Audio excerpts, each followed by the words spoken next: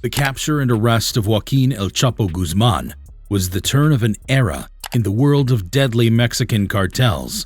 Not only did it herald a never-before-seen loss of life and property in the streets, but it also brought about the rise of some of the most deadly cartels and drug lords the country has ever seen. On the day the drug kingpin was arrested, it did not take seconds for the city to go up in flames. For every minute El Chapo stayed in custody, there were more lives lost, more burning cars, more hostages taken, and more damage than ever seen before. After he was indefinitely imprisoned, the begrudging peace Chapo maintained on the streets was traded in for fractured cartels that brought a deadlier edge and vicious military tactics to terrorize the country. This was the power the Sinaloa cartel and other cartels had, and it was something the Mexican government and authorities never saw coming.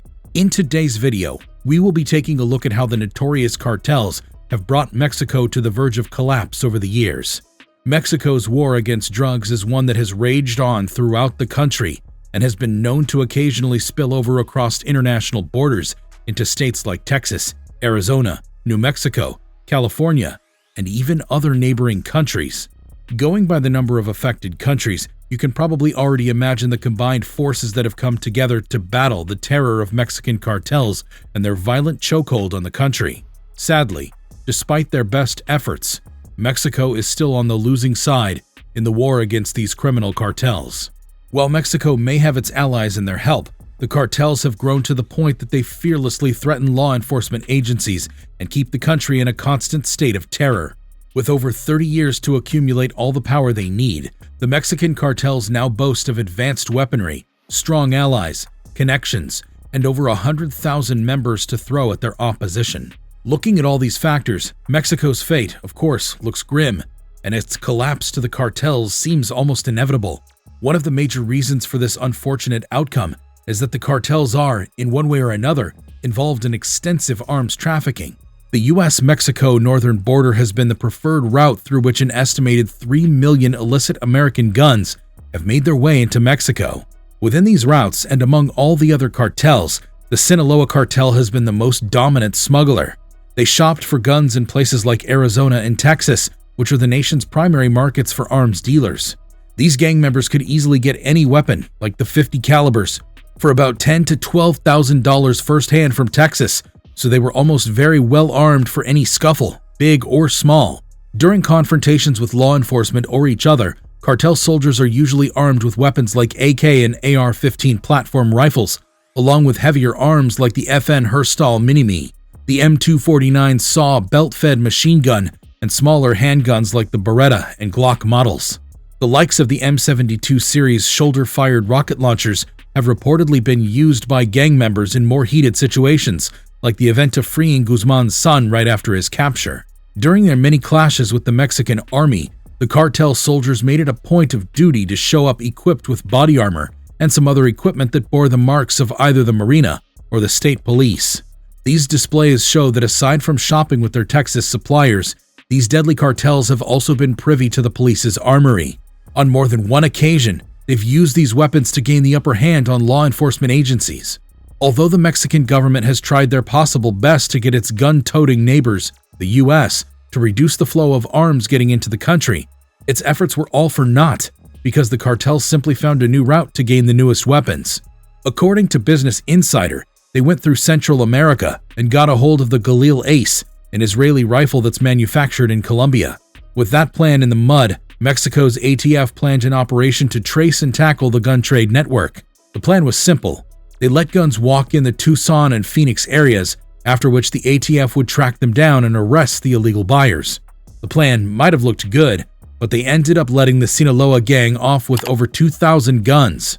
As if the cartel's dominance in arms wasn't bad enough, it was confirmed that the DEA had once struck a deal with the Sinaloa cartel that allowed them to successfully smuggle drugs worth billions of dollars if they provided information on rival cartels. In line with this arrangement, many believe that the drug cartel was doing so well with business because, at some point, they were endorsed by the Drug Enforcement Agency. The DEA agents would meet with members of the cartel in Mexico to obtain information about the rival gangs, and even built a network of informants who signed drug cooperation agreements. Not only did the drug cartels have the DEA in their pockets, But they also had most of Mexico's politicians on their payroll. It was in 2019 that presidential candidate Mario Estrada and congressional candidate Julio José Rosales were arrested during their election campaigns in Guatemala with allegations of being linked to the Sinaloa drug cartel. Allegedly, the cartels had financed their election campaigns in exchange for helping them transport cocaine and heroin to the United States. The following year, Mexico's former defense minister, General Salvador Cienfuegos, was arrested in the United States as he was found protecting the drug cartel in exchange for bribes. At this point, it's safe to say that it's really not hard to see why the cartels had the power to maintain a strong chokehold on both Mexico and the United States. They're constantly better armed and are often backed by the very agencies tasked with catching them. Another thing that the Mexican cartels have in their arsenal is the crude nature of their alarming violence. It got so bad that every cartel had a chemist on their payroll to dispose of their numerous victims cleanly.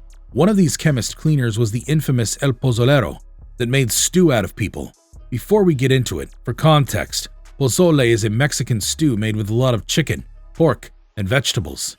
For the cartels that hired guys like Santiago Mesa Lopez or El Pozolero, the recipe was a little different. The stew maker was a body disposal expert hired by Teodoro Garcia Cimental, a former lieutenant of the Tijuana cartel that was later allied with the Sinaloa cartel. The cartel was famous for dissolving victims in barrels of acid, and when the stew maker was arrested, he claimed to have dissolved over 300 innocent victims. For about $600 a week, Mesa had been getting rid of bodies for 10 years and apparently felt nothing about it. In 2018, cartel members sent out assassins to kill 3 film students, after which their remains were dissolved in acid by the cartel's resident chemist. The innocent victims were working on a film project at a house that, unknown to them, was being watched by the cartel members. The bloodthirsty gangsters mistook the students for members of a rival gang, and so they posed as cops to pull over their car when the students were leaving the house. The unsuspecting trio were then abducted, interrogated, and tortured. One was beaten to death before the other 2 were also killed. The particular cook that was used to dispose of the students' bodies was Christian Omar Palma Gutierrez, a rapper that had around 1 million views on his YouTube channel. Gutierrez admitted that he was paid $155 to cook up bodies in acid baths that were set up as water tanks in the yard of a cartel safe house. He would dump them and check back after 2 days to flush the contents into a storm drain and dump any remaining sludge into the fields around. The disposal was so thorough that the only way investigators could find any trace of human DNA was from the fatty residues that remained in the bottom of the tanks. This was an effective way in which the cartels kept the country terrorized, and they excelled at it. In 2020, 300 missing persons were reported, and the families of these victims suspected it to be the work of the local cartels. It was then that Mexico's search brigades went through 2 weeks of intensive searching across the state, and what they found brought the whole country to its knees. Human remains at 12 different sites were found and believed to be the bones of cartel victims. The 12 sites were called kitchens, used by the cartel members to dissolve their victims' dead bodies. One of the locations was reportedly a farm known as the Hen House, which belonged to a member of the drug cartel Los Zetas. When the Zetas and Gulf cartels were at war for control over Nuevo Laredo, dismembered remains of 14 men were found in several plastic bags rotting inside a vehicle. The Mexican authorities could not find out who the bodies were, but there was a message left there. It was a promise to clean up Nuevo Laredo by killing the Zetas members and anybody else who got in their way. It was later confirmed that the dead bodies were Los Zetas members, and the killers were from the Jalisco New Generation cartel. Within the next month, dismembered bodies of at least 50 people were found stuffed into bags and dumped on the road leading to Texas. The crazy part was that identifying the bodies was nearly impossible because they were all headless, and many hands and feet were also missing. The message left behind was black spray paint that spelled out 100 Zetas. Just last year, when the Jalisco New Generation cartel men were at a funeral organized for the mother of one of their own, members of a rival gang went to the funeral looking for the same hitman named Alejandro. The result was, of course, a mass shooting and ultimately the deaths of about 17 members. The entire incident was captured on video by a resident and posted on social media. After the police made it to the crime scene, they were left unsure how many were killed because the cartels had cleaned everything up. They washed the sidewalk and carted away any bodies so that the cops could only find a bag full of brains and shell casings at the scene. As victims and bodies pile up, cartels have continued to employ psychotic goons like El Pozolero and Gutierrez to make stew of their victims. They use the terror these violent acts instill in the people as a means to keep Mexico on its knees in the war between the government and the cartels. This is why the terrifying and gruesome stories haven't stopped popping up all over the country to this day. One of the most recent ones comes from last year, and it was an altercation between the Sinaloa and Jalisco drug cartels. The residents of Monte Escobedo woke up to see a dog running down the street with a human head in its mouth. Apparently, these widespread horrors have become something of a norm in the country, especially with areas known to house pockets of drug cartel members. Based on the history of the war between Mexico and its resident drug cartels, the gang members seem to always get the upper hand in every scuffle they have. Although the authorities have made some breakthroughs by arresting top cartel leaders like El Chapo and his son, the retaliation of the cartels and the aftermath is something that the country cannot handle.